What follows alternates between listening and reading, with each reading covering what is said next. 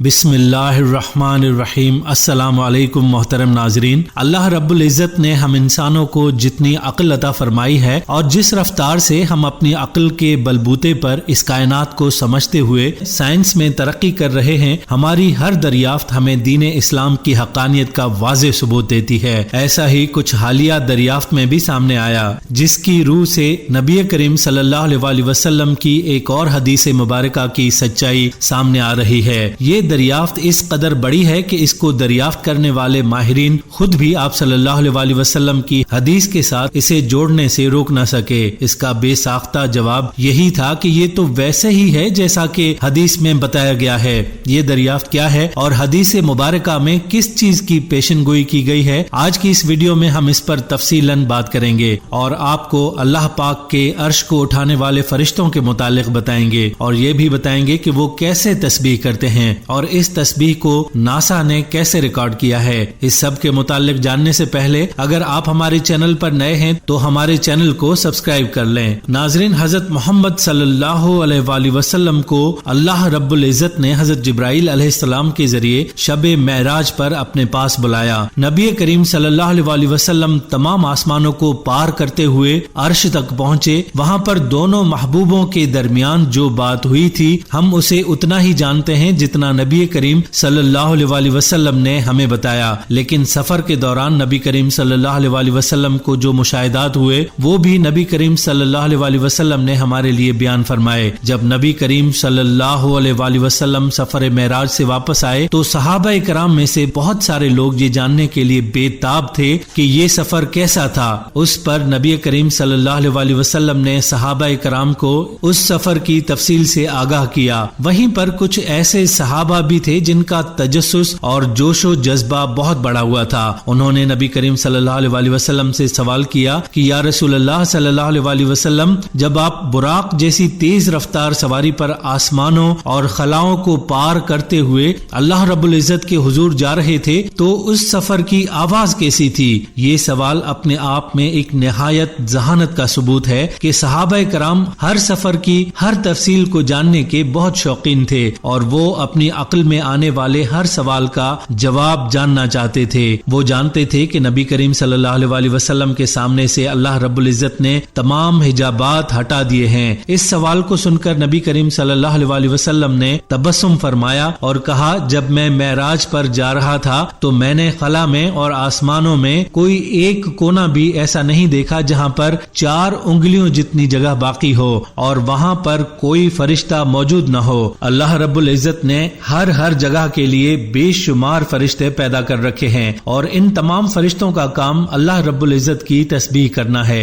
نبی کریم صلی اللہ علیہ وسلم نے مزید فرمایا کہ جب میں سفر معراج پر جا رہا تھا تو میں نے تمام آسمانوں کی سیر کی تو تمام کے تمام آسمان ایسے لرز اور چٹخ رہے تھے جیسے کہ ابھی گر جائیں گے۔ یہ سن کر صحابہ کرام نے نبی کریم صلی اللہ علیہ وسلم سے حیرت سے سوال کیا کہ یا رسول اللہ صلی اللہ علیہ وسلم، اتنے مضبوط اور بڑے آسمان کیسے چٹک سکتے ہیں؟ اس پر نبی کریم صلی اللہ علیہ وسلم نے ارشاد فرمایا کہ فرشتے اس قدر زیادہ ہیں کہ جب وہ مل کر اللہ رب العزت کی تسبیح کرتے ہیں اور خالق کائنات کی حمد بیان کرتے ہیں تو ان کی آوازوں سے آسمان چٹکنے لگتے ہیں۔ ناظرین کرام، یہ تو تھا حدیث نبوی صلی اللہ علیہ وسلم کا پس منظر، جس میں نبی کریم صلی اللہ علیہ وسلم نے اس سفر کے دوران اپنے مشاہدات کو بیان فرمایا۔ چند سال قبل سائنسدان یہ سوچتے تھے کہ خلا میں چونکہ کسی قسم کا کوئی مادہ موجود نہیں ہے جس میں آواز سفر کر سکے تو وہاں پر کسی چیز کے سننے کا سوال ہی پیدا نہیں ہوتا۔ یہ بات آج بھی سچ ہے کہ ہم خلا میں جائیں تو ہم وہاں پر کسی قسم کی کوئی آواز نہیں سن سکتے۔ اس کی وجہ یہی ہے کہ چونکہ خلا میں کسی بھی قسم کا کوئی مادہ موجود نہیں جس سے آواز گزر سکے تو وہاں پر کسی آواز کا سننا ناممکن ہے۔ اگر خلا میں آواز سنائی دے سکتی تو وہ آواز کیسی ہوتی؟ ہم جانتے ہیں کہ سیارے ستاروں کے گرد بہت تیز رفتاری سے گردش کرتے ہیں۔ خود ہمارا سورج جس میں ایک سیکنڈ میں کھربوں ٹن مادہ جلتا ہے اور دھماکوں سے ہائیڈروجن گیس ہیلیم میں تبدیل ہوتی ہے تو اس کی آواز کس قدر بلند اور خوفناک ہوگی۔ اسی طرح سے ہماری ملکی وے گیلیکسی میں اگر آواز کو ریکارڈ کیا جا سکتا جس میں اربوں کھربوں ستارے موجود ہیں تو ان کی آواز کے کیسی ہوتی۔ اس مقصد کے لیے سائنسدانوں نے تحقیق شروع کی اور ہم جتنے بھی ستاروں اور سیاروں کو جانتے ہیں ان کی فریکوینسیز کو بغور مشاہدہ کیا۔ ایک مخصوص کمپیوٹر پروگرام کے ذریعے ان فریکوینسیز کو اس طرح ڈھالا گیا کہ ہمیں دکھائی جانے والی فریکوینسیز جن میں ستارے اپنے مادے کو انرجی اور روشنی میں تبدیل کر رہے تھے۔ یوں سائنسدانوں نے خلا کی آواز کو ریکارڈ کیا۔ یہ آواز بہت بلند و بالا اور ایک ردم میں گونجتی ہوئی آواز، جیسے بے شمار لوگ مل کر کوئی تسبیح کر رہے ہوں۔ جب سائنسدانوں کے اس گروپ نے جس نے اس کی تحقیقی بنیاد رکھی تھی اس آواز کو سنا تو ان میں سے ایک سائنسدان بے اختیار بولا، یہ تو ایسے محسوس ہوتا ہے جیسے مذہبی کتابوں میں لکھا ہے کہ فرشتے مل کر اللہ رب العزت کی تسبیح اور حمد بیان کرتے ہیں۔ یہ بیان بے ساختہ تھا اور یہ بیان واقعی حقیقت پر مشتمل بھی ہے۔ اس بارے میں نبی کریم صلی اللہ علیہ وسلم ہمیں اپنے سفر معراج کی داستان میں پوری طرح سے تفصیل سے بتا چکے ہیں۔ ناظرین، فرشتوں اور ان کی تسبیح سے متعلق کچھ مزید باتیں آپ کو بتاتے چلیں۔ جیسا کہ آپ جانتے ہیں کہ فرشتے نورانی مخلوق ہیں جنہیں ان کی اصلی شکل و صورت میں دیکھنا انبیاء و رسول علیہم السلام کے علاوہ کسی اور کے لیے ممکن نہیں، اور یہی وجہ ہے کہ ہمارے ارد گرد لا تعداد فرشتے اپنے کاموں میں مصروف ہیں مگر ہمیں وہ دکھائی نہیں دیتے۔ اگر وہ انسانی شکل اختیار کر کے سامنے آئیں تو پھر انہیں دیکھنا ممکن ہے۔ انسان کی نسبت فرشتے عظیم مخلوق ہیں اور ان میں بھی بعض چھوٹے ہیں اور بعض بڑے۔ فرشتوں میں بعض کے 2 پر ہیں اور بعض کے 600 تک۔ قرآن مجید کی سورہ فاطر میں ہے، اللہ تعالیٰ ہی کے لیے تمام تعریفیں ہیں جو آسمانوں اور زمین کا پیدا کرنے والا ہے اور 2 3 4 پروں والے فرشتوں کو اپنا قاصد یعنی پیغمبر بنانے والا ہے۔ وہ فرشتے جنہوں نے عرش اٹھا رکھا ہے ان کے قد و قامت کے بارے میں سیدنا نبی کریم صلی اللہ علیہ وسلم فرماتے ہیں کہ مجھے ان میں سے ایک فرشتے کی قد و قامت بیان کرنے کی یہ اجازت ملی ہے، اور ان کا وجود کتنا بڑا ہے اس کا اندازہ اس بات سے کیا جا سکتا ہے اس کے کان کی لو سے کندھے تک کا درمیانی حصہ اتنا لمبا ہے کہ جتنی 700 سال کی مسافت۔ ایک دوسری حدیث میں سیدنا انس رضی اللہ تعالی عنہ سے مروی ہے کہ نبی اکرم صلی اللہ علیہ وسلم نے ارشاد فرمایا، عرش کو اٹھانے والے فرشتوں میں سے ایک فرشتے کے بارے میں مجھے یہ بتانے کی اجازت دی گئی ہے کہ اس کے پاؤں سب سے نچلی 7ویں زمین میں ہیں اور اس کے کندھوں پر عرش ہے، اور اس کے دونوں کانوں کے اور کندھوں کے درمیان اتنی دوری ہے کہ اسے طے کرنے کے لیے پرندے کو 700 سال کی پرواز چاہیے۔ وہ فرشتہ کہتا ہے، یا اللہ تو پاک ہے جہاں بھی ہے اور جہاں بھی ہو۔ مسند ابی یعلی۔ عرش اٹھانے والے فرشتے جو بارگاہ الہی میں خاص قرب اور شرف رکھتے ہیں، نیز عرش کے ارد گرد موجود وہ فرشتے جو عرش کا طواف کر رہے ہیں، یہ اپنے رب عز و جل کی تعریف کے ساتھ اس کی پاکی بیان کرتے ہیں اور سبحان اللہ و بحمدہ کہتے ہیں، اور یہ فرشتے اللہ تعالیٰ پر ایمان رکھتے اور اس کی وحدانیت کی تصدیق کرتے ہیں اور مسلمانوں کے لیے بخشش مانگتے ہیں، اور اللہ تعالیٰ کی بارگاہ میں اس طرح عرض کرتے ہیں کہ اے ہمارے رب عز و جل، تیری رحمت اور علم ہر شے سے وسیع ہے، تو انہیں بخش دے جو اپنے گناہوں سے توبہ کریں اور تیرے دین اسلام کے راستے کی پیروی کریں، اور انہیں دوزخ کے عذاب سے بچا لے۔ اے ہمارے رب عز و جل، انہیں ہمیشہ رہنے کے ان باغوں میں داخل فرما جن کا تو نے ان سے وعدہ فرمایا ہے، اور ان کے باپ دادا اور ان کی بیویوں اور ان کی اولاد میں سے جو نیک ہوں ان کو بھی ان باغات میں داخل فرما۔ بے شک تو ہی عزت والا حکمت والا ہے، اور انہیں گناہوں کی شامت سے بچا لے اور گناہوں کا عذاب ان سے دور کر دے، اور جسے تو نے قیامت کے دن گناہوں کی شامت سے بچا لیا تو بے شک تو نے اس پر رحم فرمایا، اور یہ عذاب سے بچا لیا جانا ہی بڑی کامیابی ہے۔ ایک قول یہ ہے کہ ابھی عرش اٹھانے والے فرشتوں کی تعداد 4 ہے، اور قیامت کے دن اللہ تعالیٰ ان کی تعداد میں اضافہ فرما کر انہیں 8 کر دے گا، جیسا کہ اللہ تعالیٰ ارشاد فرماتا ہے، اور اس دن 8 فرشتے تمہارے رب کا عرش اپنے اوپر اٹھائیں گے۔ حضرت شہر بن ہوشب رضی اللہ تعالیٰ عنہ فرماتے ہیں کہ عرش اٹھانے والے فرشتے 8 ہیں، ان میں سے 4 کی تسبیح یہ ہے: سبحانک اللہم و بحمدک لک الحمد علی حلمک بعد علمک، یعنی اے اللہ عز و جل تو پاک ہے اور تیری ہی حمد ہے، اپنے علم کے بعد اپنے حلم پر تو ہی حمد کا مستحق ہے۔ اور 4 کی تسبیح یہ ہے: سبحانک اللہم و بحمدک لک الحمد علی عفوک بعد قدرتک، یعنی اے اللہ عز و جل تو پاک ہے اور تیری ہی حمد ہے، اپنی قدرت کے بعد اپنے عفو پر تو ہی حمد کا مستحق ہے۔ حضرت ابن عباس رضی اللہ تعالیٰ عنہ سے مروی ہے کہ حاملین عرش کے سینگ ہیں جن کی بلندیاں ایسی ہیں جیسے نیزے کی بلندی ہوتی ہے، ان میں سے ہر ایک کے پاؤں کے ابھرے ہوئے تلوے سے لے کر ٹخنے تک 500 سال چلنے کا فاصلہ ہے، اور اس کی ناک کے سرے سے لے کر ہنسلی کی ہڈی تک 500 سال چلنے کا سفر ہے، اور اس کی ہنسلی کی ہڈی سے لے کر پستان تک 500 سال کا سفر ہے۔ اس حدیث میں جو 500 سال کی مثال دی گئی ہے یہ دنیاوی 500 سال نہیں ہے بلکہ آخرت کے 500 سال ہیں، جیسا کہ آئندہ حدیث میں اس کی طرف اشارہ ملتا ہے کہ ان میں صرف ایک فرشتے کے پاؤں 7ویں زمین سے نیچے ہیں اور عرش اس کے کندھے پر ہے۔ اسی طرف ایک اور جگہ پر حضرت ابو ہریرہ رضی اللہ تعالیٰ عنہ فرماتے ہیں کہ رسول اکرم صلی اللہ علیہ وسلم نے ارشاد فرمایا: مجھے اجازت فرمائی گئی ہے کہ میں ایسے فرشتے کی بات بتلاؤں جس کے پاؤں 7ویں زمین سے بھی گزر گئے ہیں اور عرش خداوندی اس کے کندھوں پر ہے۔ وہ یہ کہہ رہا ہے: سبحانک این کنت و این تکون، خدایا آپ کی ذات پاک ہے، آپ جہاں تھے اور جہاں ہیں اور ہوں گے۔ حضرت جابر رضی اللہ تعالیٰ عنہ سے مروی ہے کہ نبی اکرم صلی اللہ علیہ وآلہ وسلم نے ارشاد فرمایا: مجھے اجازت فرمائی گئی ہے کہ میں ایک ایسے فرشتے کے متعلق کچھ بتلاؤں جو عرش کے اٹھانے والوں میں شامل ہے، اس کے پاؤں سب سے نچلی زمین میں ہیں، اس کے سینگ پر عرش ہے اور اس کے کان کی لو سے اس کے کندھے تک کا فاصلہ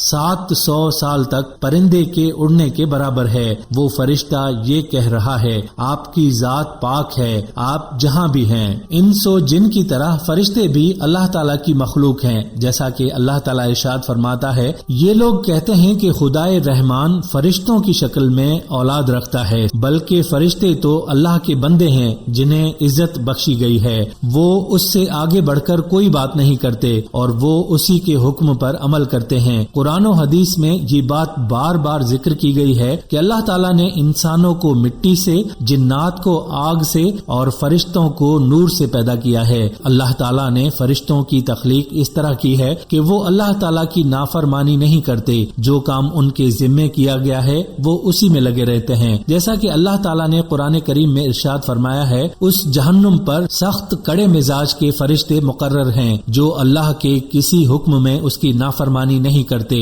اور وہ وہی کرتے ہیں جس کا انہیں حکم دیا جاتا ہے۔ ناظرین، حدیثوں میں فرشتوں کی تسبیح سے معلوم ہوتا ہے کہ عرش خداوندی اٹھانے والے فرشتوں کو بھی علم نہیں کہ رب تعالیٰ کی ذات مبارک کہاں ہے، کیونکہ رب تعالیٰ کے وجود کا کسی کو احساس نہیں ہو سکتا، وہ ادراک سے ماورا ہے اور اپنی شان کے موافق عرش پر مستوی۔ ناظرین، یہ تھا تذکرہ فرشتوں اور ان کی تسبیح کا، جس کے متعلق قرآن و حدیث سے کچھ حقائق آپ تک پہنچانے کی کوشش کی ہے۔ اب بات کرتے ہیں سائنس کی اس دریافت کی۔ یہ دریافت اس قدر حیرت انگیز ہے کہ سائنسدان سوچنے پر مجبور ہو گئے کہ آخر یہ کائنات جس کو اللہ رب العزت نے آواز سے محروم کر دیا، یہ کس قدر بڑی نعمت ہے۔ سائنسدانوں نے جب سورج کا مشاہدہ کیا اور سورج کی مشاہدہ کردہ فریکوینسیز کو اسی سافٹ ویئر کے ذریعے آواز میں کنورٹ کیا تو یہ اس قدر خوفناک اور تیز آواز تھی کہ سائنسدانوں نے بے اختیار اس پر اس کائنات کے خالق کا شکر ادا کیا جس نے اس خلا کو آواز کے گزرنے کا راستہ نہیں دیا۔ سائنسدانوں کا کہنا ہے کہ اگر خلا میں سے آواز گزر سکتی تو سورج کی آواز ہی اس قدر خوفناک اور بھیانک ہے کہ اس کی آواز کی وجہ سے ہی زمین پر کسی بھی قسم کی زندگی موجود نہ رہ سکتی۔ اس حوالے سے سائنسدانوں کا یہ بھی کہنا ہے کہ اگر کبھی بھی کوئی ایسا حادثہ ہوا کہ خلا میں کوئی ایسا مادہ وجود میں آ گیا جو آواز کو ٹرانسمٹ کر سکے تو سورج کی بھیانک اور خوفناک آواز کی وجہ سے زمین پر موجود تمام جاندار اشیاء فوری طور پر موت کا شکار ہو جائیں گی۔ ناظرین کرام، یہ تھا سائنس کا مشاہدہ۔ اب ہم آپ کو بتاتے ہیں کہ ہمارا دین اسلام اس بارے میں کیا کہتا ہے۔ ہم جانتے ہیں کہ جب قیامت کا مرحلہ آئے گا، اللہ تعالیٰ کے حکم سے حضرت اسرافیل علیہ السلام جو ہاتھ میں سور تھامے سور پھونکیں گے اور اس کی آواز کے لیے اللہ تعالیٰ پوری کائنات کو اس قابل کر دیں گے کہ اس کی آواز پوری کائنات میں ٹرانسمٹ ہو سکے۔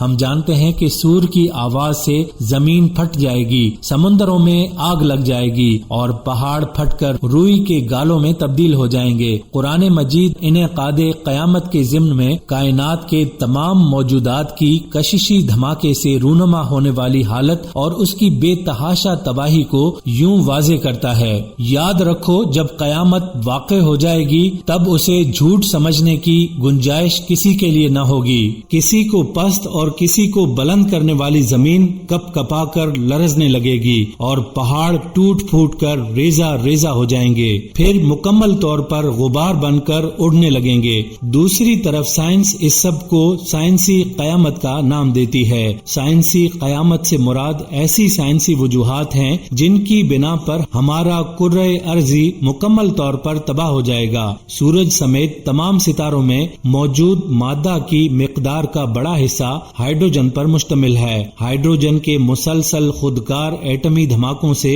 روشنی اور حرارت کا وسیع تر اخراج ہوتا ہے، جس سے سورج چمکتا نظر آتا ہے۔ ایٹمی دھماکوں کا یہ عمل ہائیڈروجن کو ہیلیم میں تبدیل کرتا چلا جاتا ہے۔ ہمارے سورج میں ابھی اتنا ایندھن موجود ہے کہ وہ 4 ارب 50 کروڑ سال مزید روشن رہ سکے۔ جب ہمارے سورج کے مرکز میں واقع 10% ہائیڈروجن نیوکلیئر فیوژن کے عمل سے گزر کر ہیلیم میں تبدیل ہو جائے گی تو سورج کا مرکز اپنے بے پناہ دباؤ کے تحت مزید سکڑے گا اور اس کا درجہ حرارت بے پناہ حد تک بڑھ جائے گا۔ ایسے میں ہیلیم بھی جلنا شروع کر دے گی، جس سے کاربن پیدا ہو کر سورج کے مرکز میں جمع ہونے لگے گی۔ ہائیڈروجن اور ہیلیم کے جلنے کا یہ دوہرا عمل سورج میں شدید حرارت پیدا کر دے گا، جس سے زوردار دھماکوں کے ساتھ سورج کی بیرونی سطح پھول جائے گی اور اس کے بعد اس پھولی ہوئی سطح کا ٹیمپریچر بھی نسبتاً کم ہو جائے گا۔ کسی بھی ستارے کے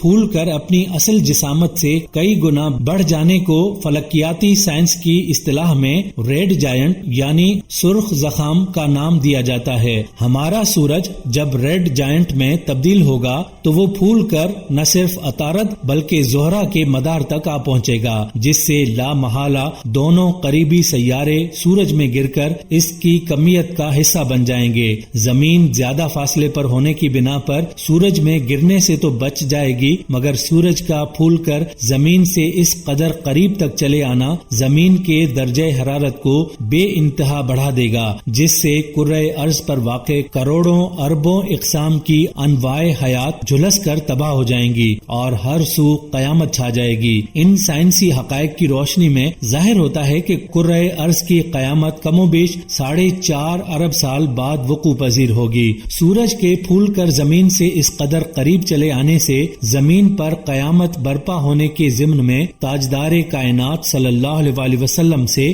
بہت سی احادیث مروی ہیں۔ نبی آخر الزمان صلی اللہ علیہ وسلم نے فرمایا، ترجمہ: قیامت کے روز سورج مخلوق سے انتہائی قریب آن پہنچے گا۔ اسلام اور سائنس دونوں ہی ہمیں اس نتیجے پر پہنچاتے ہیں کہ پوری کائنات بالآخر سیاہ شگاف میں تبدیل ہو جائے گی اور اس کے بعد معدوم ہو جائے گی۔ قرآن مجید کے بیان کے مطابق جس طرح کائنات کی ابتدائی تخلیق عمل میں آئی تھی، اسی طرح اس کائنات کی تباہی کے بعد ایک نئی ما بعد الطبیعیاتی دنیا میں نوع انسانی کا انجام بھی یقینی ہے، جو آخرت میں اس کی دوبارہ زندگی کی صورت میں رونما ہوگا۔ وہ ایک ابدی اور حقیقی دنیا ہے جو زیادہ آرام دہ، بہتر اور ہمیشہ رہنے والی ہے، اور وہی نسل انسانی کا مستقل گھر ہے، جہاں سے ابو البشر سیدنا آدم علیہ السلام اللہ رب العزت کی طرف سے خلافت ارضی کا تحفہ لے کر اس عالم رنگ و بو میں تشریف لائے تھے۔ وہاں مالک ارض و سما کی طرف سے نوع